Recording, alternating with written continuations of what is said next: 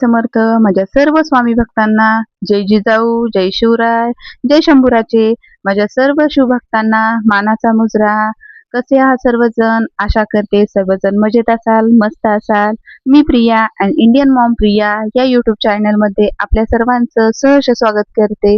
आज आपण पाहणार आहोत की डाळ पालक कसा बनवायचा अगदी कमी वेळामध्ये आणि अगदी टेस्टला अप्रतिम लागणारा डाळ पालक मी तुमच्यासोबत आज शेअर करणार आहे. तर व्हिडिओ शेवटपर्यंत पहा. आवडला तर लाईक करा, शेअर करा, सबस्क्राईब करा, पण मध्ये स्किप करू नका. चला तर बघूया डाळ पालक कसा बनवायचा. पालक बनवण्यासाठी आपल्याला सर्वप्रथम लागणार आहे एक मीडियम साईजची पालकाची जुडी. पालकाची जुडी स्वच्छ अशी अगोदर निवडून घ्यायची. निवडत असताना यामध्ये जास्त काड्यांचा किंवा देठांचा यूज करायचा नाही. यामध्ये फक्त पानांचा यूज करायचा, कारण जर आपण देठांचा यूज केला तर भाजी ही उग्र लागू शकते. त्यामुळे देठांचा कमी यूज करायचा आणि पानांचा जास्त यूज करायचा. आणि बारीक अशी चिरून घ्यायची भाजी. चिरून झाल्यानंतर भाजी स्वच्छ अशी क्लीन करून घ्यायची. कोणी कोणी अगोदर क्लीन करतं आणि नंतर चिरतं, पण मी अगोदर चिरते आणि नंतर क्लीन करते. आपापल्या सोयीनुसार करून घ्यायचं. आणि यानंतर आपल्याला लागणार आहे तुरीची डाळ.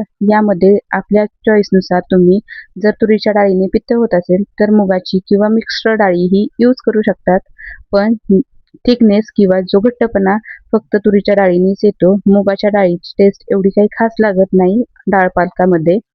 आणि जो आपण स्वच्छ केलेला डाळ पालक आहे त्यामध्ये एक अर्धा ग्लासवर एवढा फक्त पाणी टाकायचं. खूप जास्त पाणी टाकायचं नाही. आणि कुकरच्या मीडियम फ्लेमवरती 3 शिट्ट्या होऊ द्यायच्या.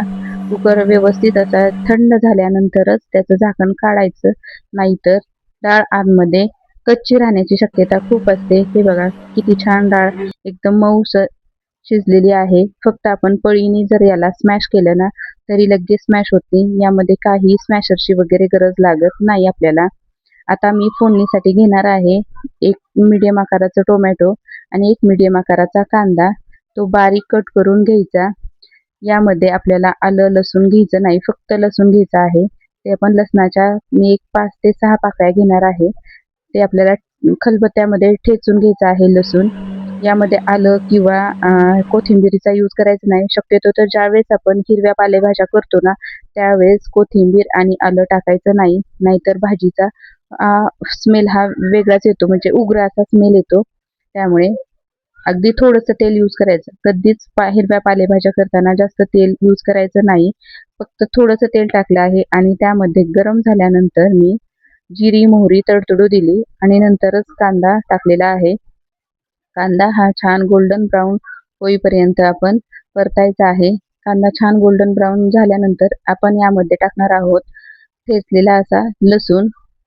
लसूण छान त्याचा स्मेल सगळीकडे पसरल्यानंतर आपण त्यामध्ये टाकणार आहोत टोमॅटो. टोमॅटो छान बारीक होईपर्यंत शिजू द्यायचं. आणि हे टोमॅटो छान बारीक होण्यासाठी आपल्याला इथे थोडंसं मीठ टाकायचं आहे.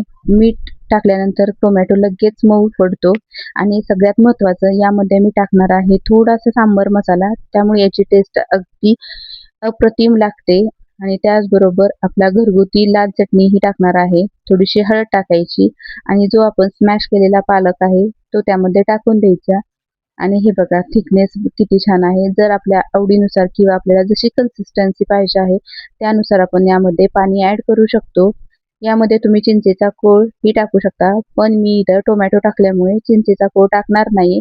आणि जर तुमच्या घरामध्ये जर थोडंसं गोड वगैरे खात असतील ना, यामध्ये छोटासा गुळाचा तुकडा टाकला ना तर त्याची चव अगदी अप्रतिम लागते. पण आमच्याकडे गूळ चालत नाही त्यामुळे मी याच्यामध्ये गूळ टाकलेला नाही. जर तुम्ही मी सांगितलेल्या सगळ्या टिप्स सहित जर डाळ पालकाची भाजी करून पाहिली ना तर तुमच्या घरातील सगळेजण बोटं चाटून खातील, एवढी अप्रतिम लागते ही भाजी. जर व्हिडिओ आवडला असेल तर लाईक करा, शेअर करा, सबस्क्राईब करा आणि एकदा मी सांगितलेल्या पद्धतीने भाजी नक्की करून बघा आणि भाजीचा फोटो हा मला कमेंटमध्ये नक्की पाठवा. चला भेटूया नेक्स्ट ब्लॉगमध्ये.